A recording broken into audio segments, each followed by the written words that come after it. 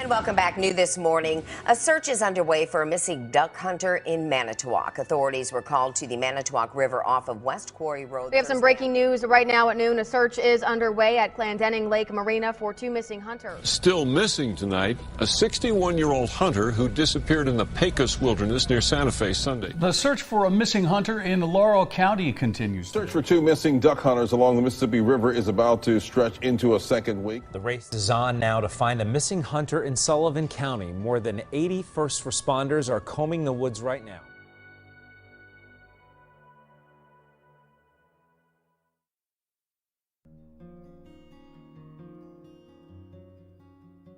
There are innumerable cases of people who seemingly vanish out in the wilds of our world, and it sadly makes sense that some people should go missing here. There are places on Earth far from human civilization, with treacherous terrain, wild animals, and the propensity to confuse and bewilder those who find themselves unprepared or simply in the wrong place at the wrong time. Yet, an alarming number of these disappearances leave behind mysterious clues and snatch away even those of us who are well versed in the outdoors and experienced at being within these unpredictable realms. Here, we'll look at 5 of the more eerie disappearances of experienced hunters and the most seasoned survivalists who have gone out into the wilderness and simply never returned. Number 5, Zeb Hughes and Gunnar Palmer. 21-year-old Zeb Hughes and 16-year-old Gunnar Palmer disappeared on Thursday, December 3, 2020, while duck hunting on the Mississippi River in Warren County, Vicksburg, Mississippi.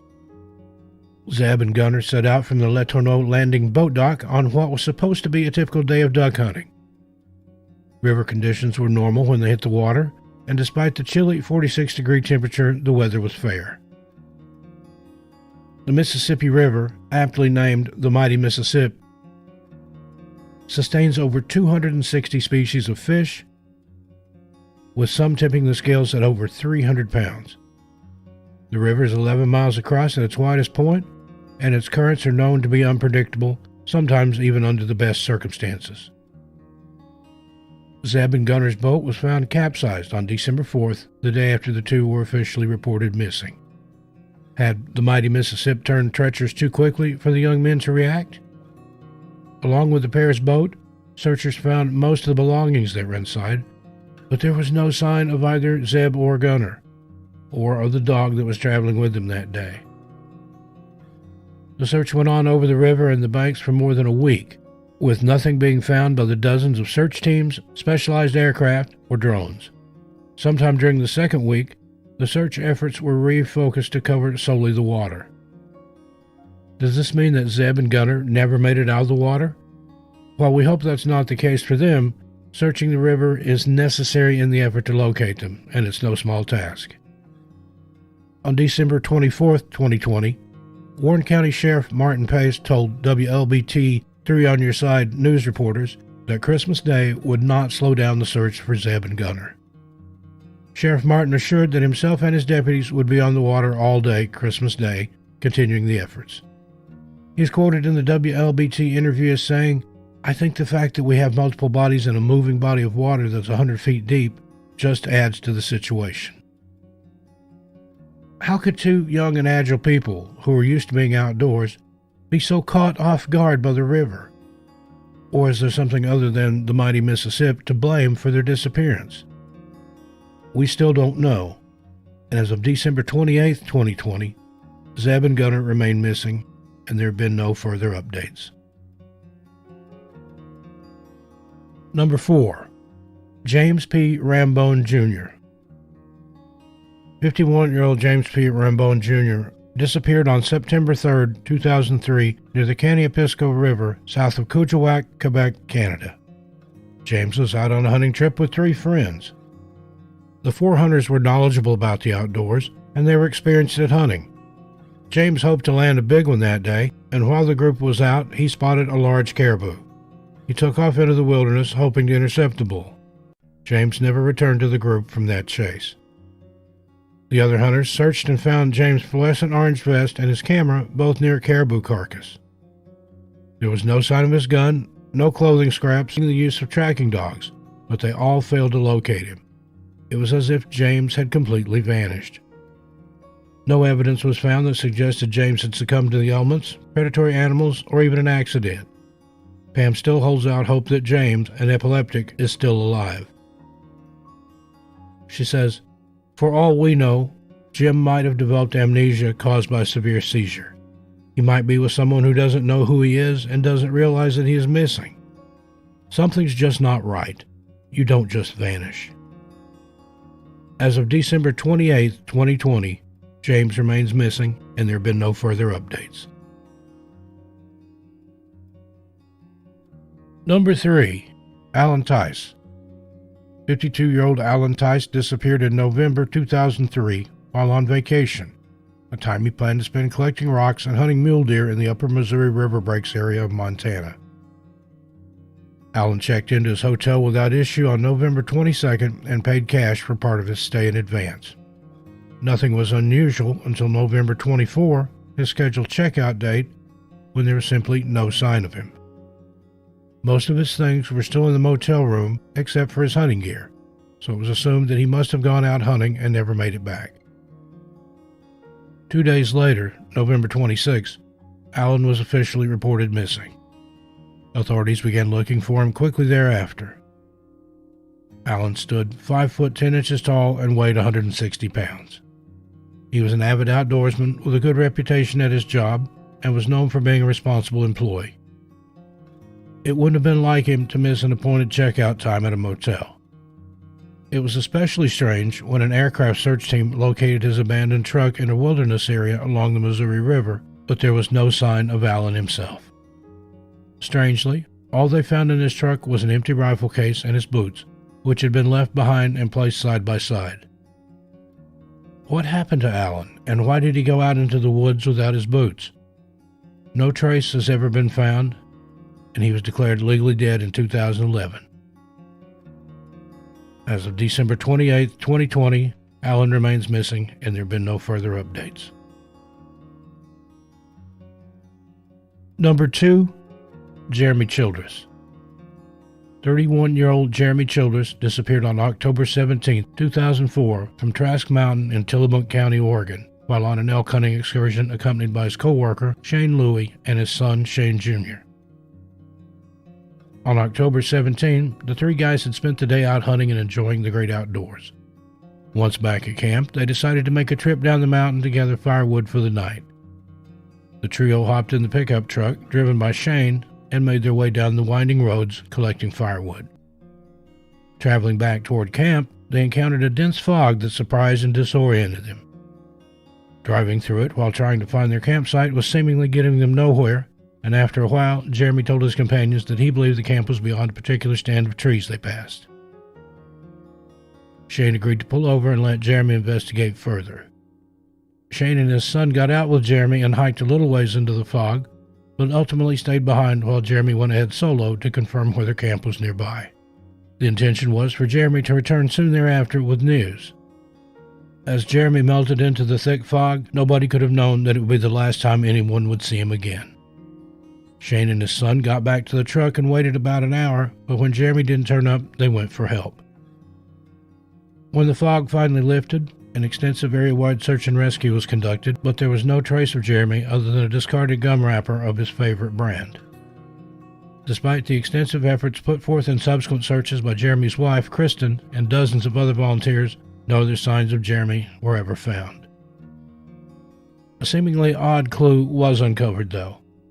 A passerby witness who claims to have heard 3 shots fired in rapid succession on the evening Jeremy disappeared, and although this is a traditional SOS signal, it is unclear if the occurrence is connected to Jeremy's case, and it is also said that his friends did not hear the shots.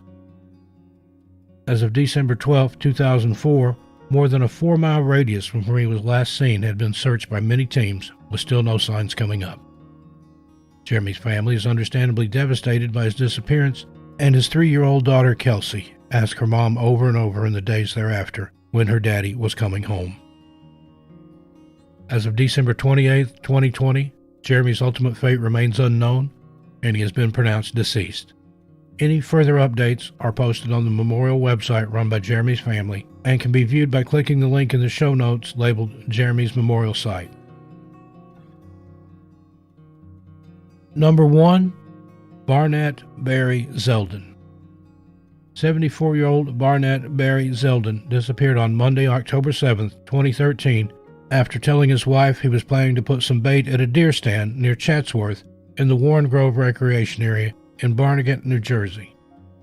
That's the last time Barry was seen. He took his '92 Chevy Blazer to the recreation area, where he would likely have begun checking his usual hunting and lure spots. He carried corn and molasses to put out for the deer, and had brought his dog along for good company. They left Barry's Mays Landing home and drove to a section of the Warren Grove Recreation Area. Now, the Warren Grove Recreation Area in New Jersey is mostly undeveloped wilderness, perfect for hiking, bird watching, hunting, and the like. The 617 acre is just west of the town of Warren Grove. The land was acquired from the National Park Service in 1972 as part of their Federal Lands to Parks program.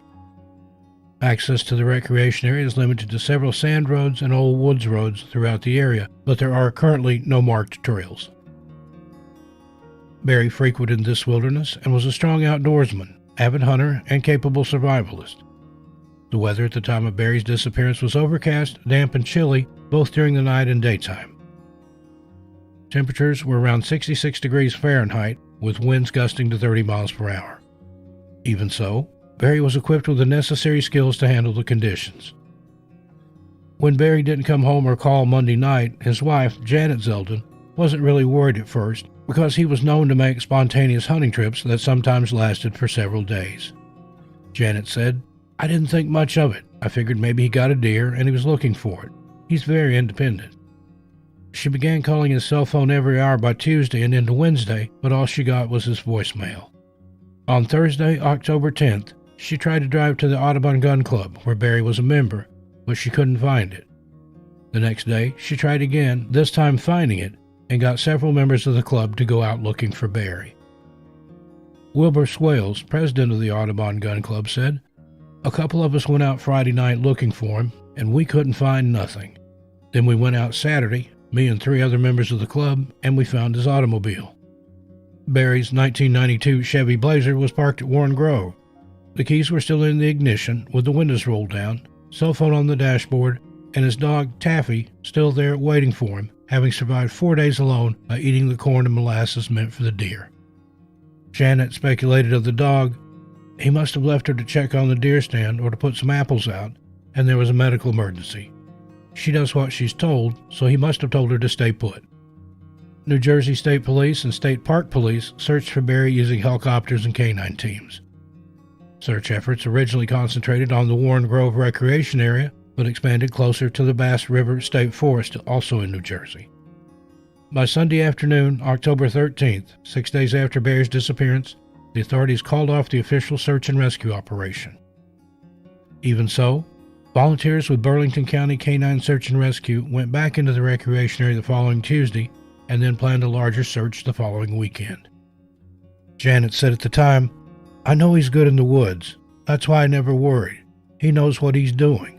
He's a very avid hunter. He probably could survive out there indefinitely." Barry's daughter-in-law, Debbie Zeldin, said, "It's like he just vanished. His car was found with his dog. She's okay, but we're afraid of what might have happened because he loved that dog. He would have never left her anywhere if he wasn't going to be right back." In November 2013, Barry's wife, Janet, said, "Every weekend and sometimes during the week, there is someone out looking for him. There have been different rescuers, state troopers, neighbors, friends, and the fire department. In 2 weeks, the shotgun hunters will be going out, and there should be about 1,000 of them pushing for deer. Between the newspaper coverage, TV, and word of mouth, everyone out there will know he's missing and will look for him. As time goes by, I guess I get less hopeful." What made Barry leave his dog Taffy in the Blazer with his cell phone and belongings? Clearly, he only planned to be away for a short time. Did he suffer a stroke or heart attack because of his age and perhaps fall into the dense undergrowth in the area? Was he attacked by a large predatory animal? None of his gear or other belongings were ever located. Only his truck, its contents, and his dog. As of December 28, 2020, Barry remains missing, and there have been no further updates. It's like a nightmare. An unsettling amount of fear for an Oklahoma family after an annual hunting trip turned into a trip of terror. There's no trace of him. 4 rescue crews are searching for a man last seen hunting with a group in the Lyman Lake area of eastern Summit County. The local story makes national headlines as the search for a missing West Virginia hunter in Utah has stretched into a 5th day. Search for a Suffolk man who went missing on a hunting trip ended tragically when first responders found his body in the woods today. Number 5, Alvie Webb. 86-year-old Alvie Webb disappeared on October 19, 2019, from San Juan National Forest in Colorado. Alvie was vacationing from Muldrow, Oklahoma, and was on an elk hunting excursion to the Colorado wilderness, the Divide Road Roaring Fork area of the San Juan National Forest. The unnamed trail that Alvie was on when he disappeared meets up with Roaring Fork Road, or Forest Road 435, after approximately 2 miles. The area is generally rugged, mountainous terrain. Alvie was in Colorado with his son, grandson, and others, and the group had been camping. They had been elk hunting in that same location for the last 5 years running and knew the area well. October 19th, the family took Alvie 100 yards down a trail where he was left alone to hunt, close to the camp, near a meadow where he had hunted the previous year. The group told him, "We'll pick you up at the bottom of the hill, on the road, around 10 o'clock. Alvie was wearing an orange stocking cap and an orange hunter's vest over a heavy camouflage jacket.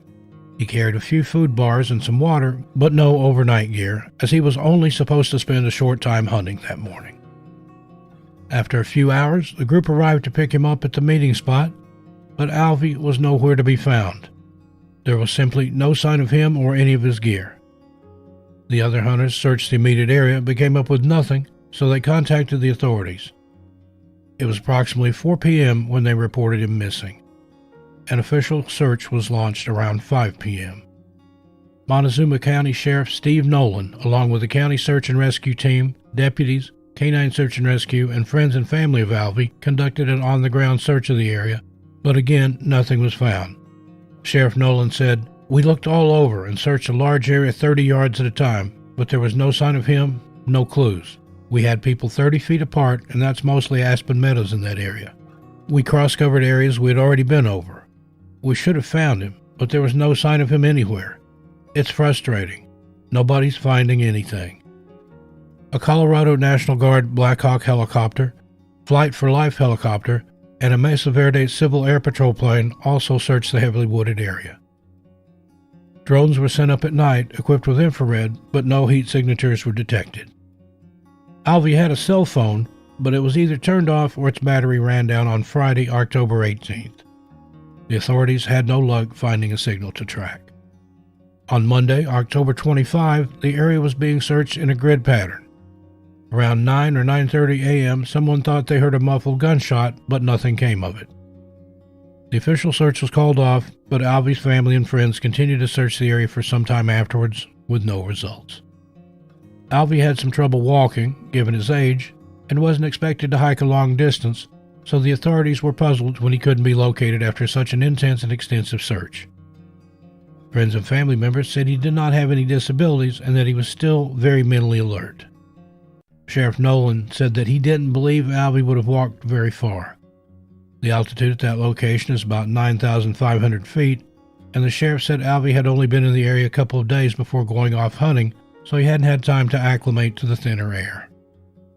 A strong winter storm moved into Colorado after Alvie's disappearance, resulting in a large temperature swing, dropping temperatures into the 20 degrees or lower Fahrenheit. Did Alvie walk further than he intended, despite the altitude and his age? Did he end up in an accident and succumb to the below freezing temperatures? Surely the large-scale search efforts would have uncovered something. Could a large predatory animal be to blame? No clues were found to that effect, so it's unlikely. The unknowns about Alvie's case are many, and it's as if he simply vanished. As of December 28, 2020, Alvie remains missing, and there have been no further updates. Number 4. Carl Crumrine. 69-year-old Carl Crumrine disappeared on October 14, 2019, when he was reported overdue from a group hunting trip in the Lyman Lake area of the Uinta-Wasatch Cache National Forest in Utah. The other people in his hunting party said they last saw him around 5:30 a.m. that morning, and he was reported missing after he failed to return to camp that night. Local authorities began searching immediately thereafter and continued for days on end. Carl was 5 feet 10 inches tall with gray hair and blue eyes. He was wearing a camouflage shirt, pants, coat, hat, and backpack with an orange hunter's vest.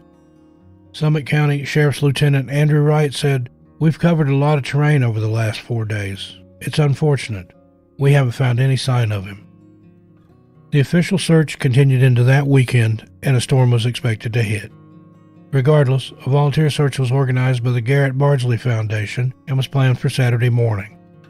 People called in from all around to ask how they could assist in the search for Carl.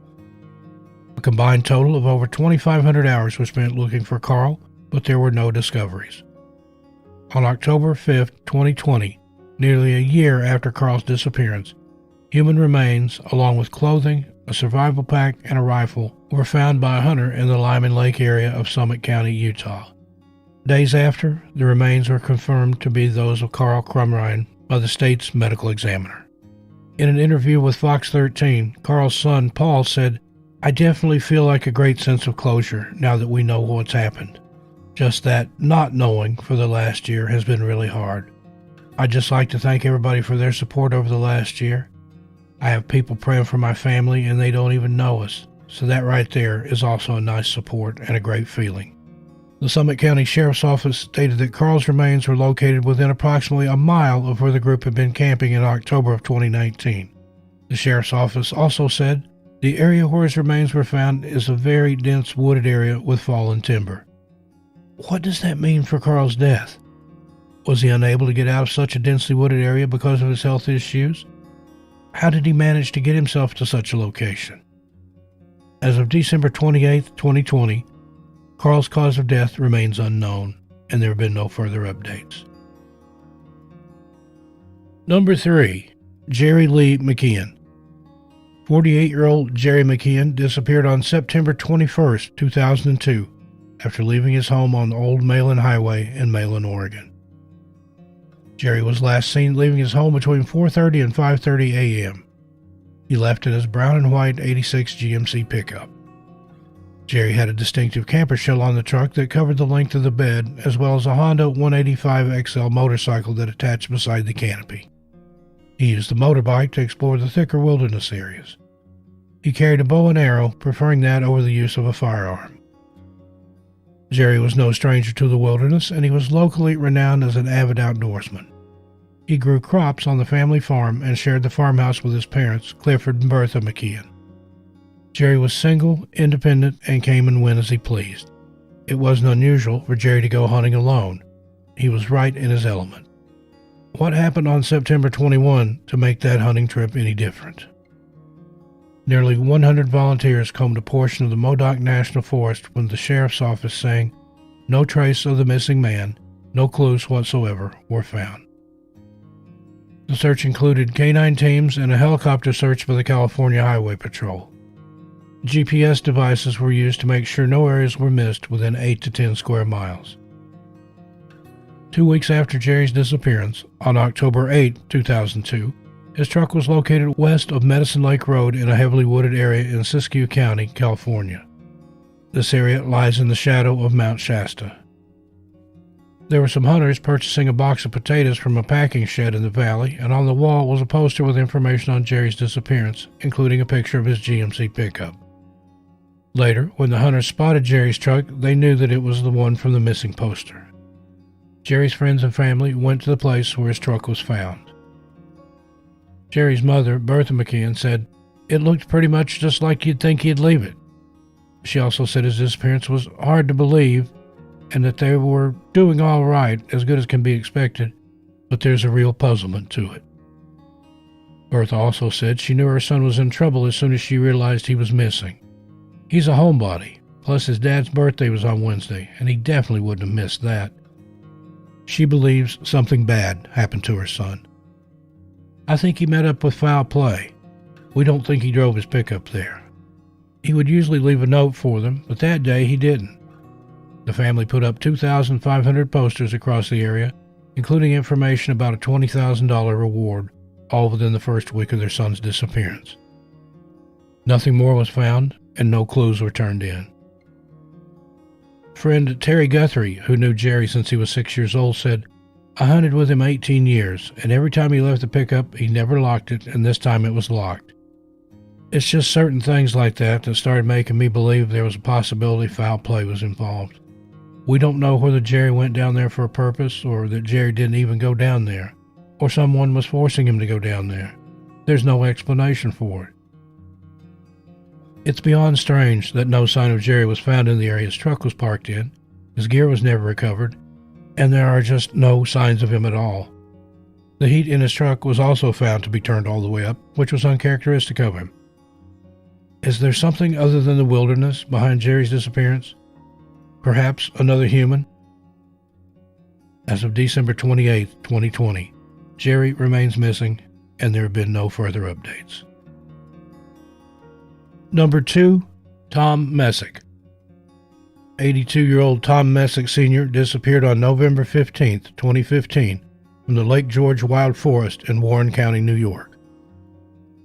Tom was out deer hunting that Sunday with a group of 6 others, consisting of his family and friends. The idea was for the older members to be watchers, where they would sit on a log or other comfortable place to watch for when the deer arrived. The younger members of the group would use the trail around Barnett Lake to drive the deer towards Tom and the other watchers. Tom was 5 foot 10 inches tall and weighed approximately 160 pounds. He was wearing duck boots, camouflage pants and jacket, and he donned gloves and a black and red checkered hat that he had worn for decades. He carried a rifle and a walkie-talkie as well. The group set out on the hunt, and Tom walked into the woods south of Barnett Lake around 10 a.m., presumably to his hunting post. But when the younger members of the group made it up the trail to where he was supposed to be, they couldn't find him. Tom was an experienced outdoorsman and had taught hunter and survival training for years. He had also served in the United States Army as a paratrooper with the 82nd Airborne Division. He did have a history of heart problems, and he had lost an eye in an explosive device incident in his early 20s, so he had poor vision.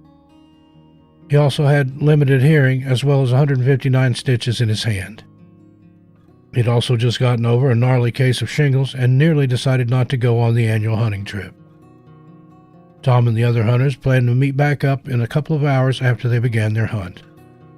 When Tom did not show up and was nowhere to be found, his friends called in the forest rangers, and they searched starting from 4:30 p.m.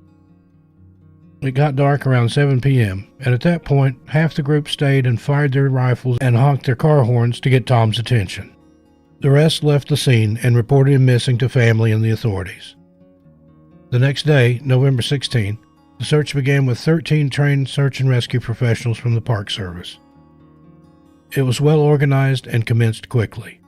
This was the beginning of a search that lasted several weeks, involving more than 300 professionals and volunteers on some days. The searches were assisted by dogs, divers, and several helicopters, but there was no sign of Tom or his rifle. More than 4 square miles were covered, with a larger area being air searched with a helicopter provided by the State Police Aviation Unit. More than 15 agencies were involved in the search for Tom. Heavy rain was one issue the search efforts faced, but SAR dogs were sent out before the worst of it had arrived. Searchers combed through the woods, including swamps, and checked nearby roads, but there was absolutely nothing. The search area has many caves, crevices, and other hazards, but given his age, searchers were baffled as to how he would have gotten far from his original location. Tom had felt at home in the woods since he was a boy, and if he had gotten lost, his wife mentioned that he would have cut a piece of his jacket and tied it to a tree to signal his whereabouts and performed other basic survival tactics. It just doesn't make sense that he would disappear without a trace. On the 4th day of the search, November 19, the FBI showed up to the investigation. This was highly unusual. Investigators had said there were no indications of foul play, so why was the FBI getting involved? Nothing further was found by the officials. Tom's wife, Beverly, said, "The FBI told me something isn't right with his case, but they don't know what. They won't share any theories if they have them. The FBI said until they make a discovery, they're never going to know. The only thing I can think of is that maybe someone came by in a quad, heard him, got scared and drove him out of there. I keep praying they'll find him so we can have some closure. I keep worrying that I didn't tell him I loved him the last day I saw him alive. David Winchell, a spokesman for the DEC, said rangers would continue to search the area on a limited, continuous basis since the wide-scale ground search ended in January 2016. Rangers will continue to check the area routinely for any additional clues. Tom's disappearance is still classified as an active missing persons case by authorities and is still as unusual to this day. In the summer of 2018, state police used cadaver dogs to go through portions of the woods and fields near where Messic disappeared. State police investigator John Diet said no clues were found, but the investigation was ongoing.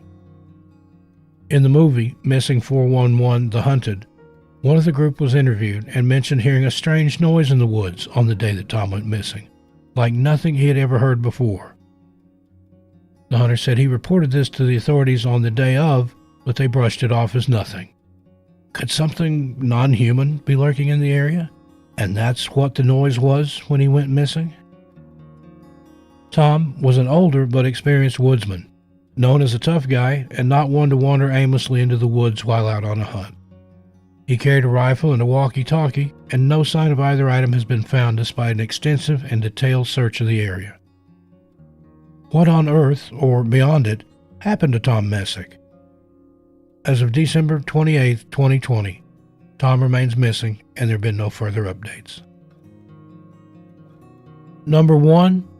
Aaron Hedges. 38-year-old Aaron Hedges disappeared on September 7, 2014, from Crazy Mountain in Montana. Aaron was elk hunting in the Crazy Mountain area of the northern Rocky Mountains with two of his friends, Greg Leitner and Joe Depew. The three hunters began their week-long trip at the Cottonwood Lake Trailhead on Thursday, September 3, 2014, around 20 miles north of the town of Billings, Montana. Aaron carried a bow and arrows, as well as a handgun stashed in his pack, while Greg and Joe carried rifles with them. They intended to base themselves around Campfire Lake. The group had 2 horses and a mule with them, but Aaron hiked in on foot. While they were on the wooded trail towards Campfire Lake, the mule in tow got spooked and started bucking, which threw their supplies and the kid off trail, including Aaron's sleeping bag. They continued on anyway. In the prior year, the group had camped nearby at a place called Sunlight Lake. There, they had hidden an emergency cache. On September 5th at 10 a.m., Aaron made the decision to hike towards Sunlight Lake to locate the cache and replace his lost sleeping bag. Greg and Joe urged Aaron to come back into camp instead of overnighting it at Sunlight Lake, as the area is isolated and dangerous, especially at night. Aaron assured his companions that he was only going to grab the supplies and return to camp the same evening. At 4 p.m., the group tried to contact Aaron on their Garmin walkie-talkie. The equipment showed their respective GPS positions. Aaron's location was on the very edge of the screen. He had missed the fork in the trail that leads to the lake. It was a clearly marked trail, so how did he manage to miss it? Aaron was instead walking northeast for some reason. Had he happened upon a hunting opportunity that was too good to pass up? Aaron's friends didn't know why he would head that direction, but he knew what he was doing in the woods, so they didn't think much of it at first. On September 6th, they realized Aaron was definitely missing when he failed to return to camp. They decided to look for him themselves for a while. They didn't find him, and a snowstorm came in on September 7th with 18 to 24 inches of new snow, and the temperatures fell dramatically from 40 to 50 degrees Fahrenheit to 10 to 15 degrees. While the hunters realized that Aaron was indeed missing on September 6th or 7th, he wasn't officially reported missing until his wife, Christine, notified the Sweetgrass County Sheriff's Office on September 8th after Greg and Joe had called her. The time between Aaron's disappearance and the time when authorities were informed is hazy. The two companions justified their decision by pointing out that they looked for Aaron themselves before they told anybody, and that he was, after all, an armed and experienced woodsman. Corporal Greg Todd, who headed up Park County Search and Rescue, was unable to draw any firm conclusions at the time. "I can't," he said. "It's the million-dollar mystery we have right now. We just have so many unanswered questions that it really just doesn't give us much of a direction. To me, That just seems too long to report somebody missing. I can understand if your buddy's missing, you can go out and look for him for a day, but after that, you need more help. I might have waited a day. He might have killed something and it might take some time to get back to camp, so I'll go look for him the next day, see if he needs help getting stuff out. If I can't find him by the end of the day, I'm getting the hell out of there and asking for help. However, I can't speculate or second guess, Sheriff Todd continues. I've been doing search and rescue for a while now, and people react differently. In the situation at hand, I can't speculate on the thought process. By the time the official search had started, the snowstorm that had hit the area on September 7 hindered the efforts to find Aaron. The continuing storm made aircraft searching nearly impossible for the first couple of days. Horseback riders were initially sent out before other searchers. Search and rescue teams focused their efforts on the area that stretches from the Cottonwood Lake Trail to Trespass Creek. 20 K-9 units, 7 horse teams, 59 ground searchers, the National Guard, and private night vision-equipped helicopters with spotlights eventually joined the search. Wednesday, September 9, 2014, the second day of the official search, Aaron's boots were found way off to the east of Sunlight Lake, close to the creek and falls. They were intentionally placed side by side. Close by was a camelback water bladder. The tube connected to the bladder had been removed. Just off trail was a fire pit with a partially burned cigarette pack. A fire bundle and 2 waist belts from a backpack that had been removed from the pack were also located.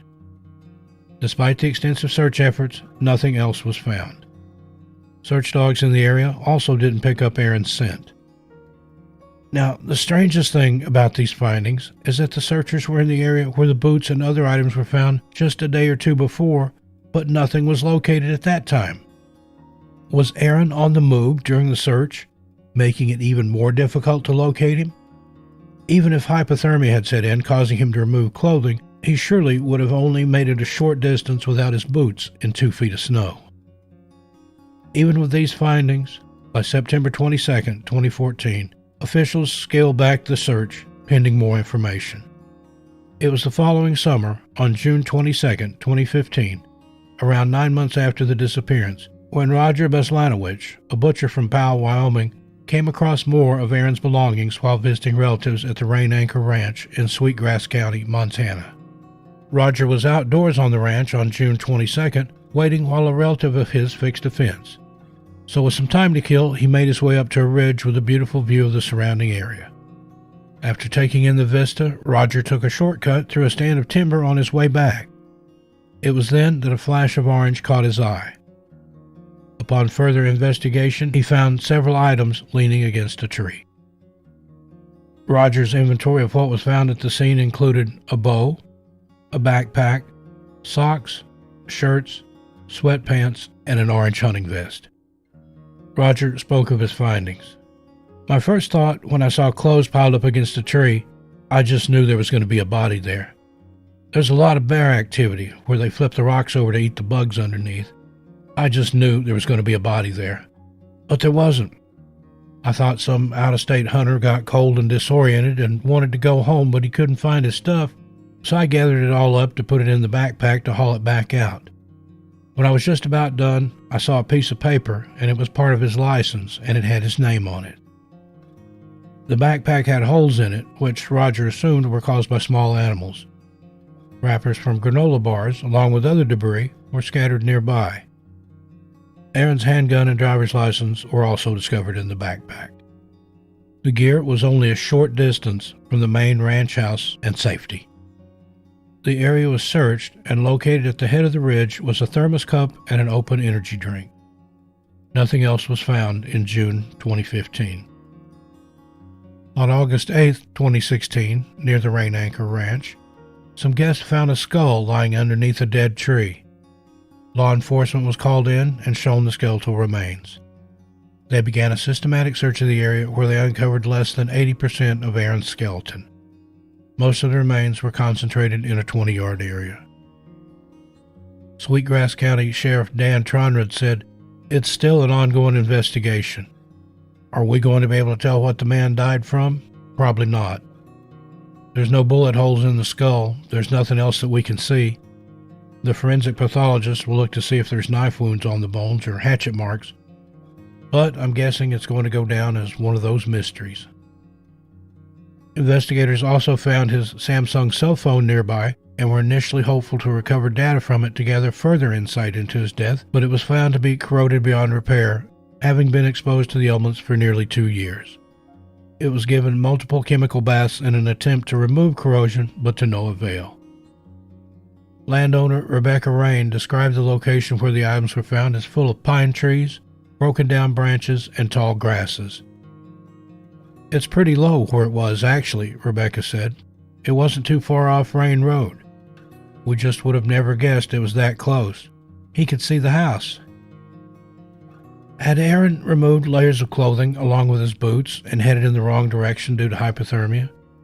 If so, how did he make it so far east of where they started?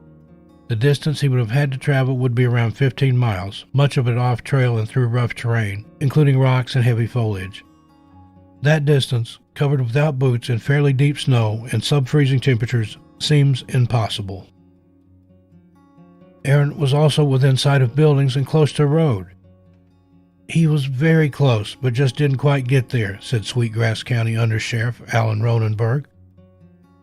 As of December 27, 2020, Aaron's exact cause of death remains unknown, and there have been no further updates. So, friends, what do you think about these cases? How did all these wilderness experienced people go missing, some with no clues ever to be uncovered at all? These mysterious disappearances are only 5 of a frightening number of missing person cases. If you have a case you would like to see featured, please email us at NationalParkMysteriesYT@gmail.com. Until we meet again, take care of yourselves and each other. I'm Steve Stockton, and I'll talk to you next time.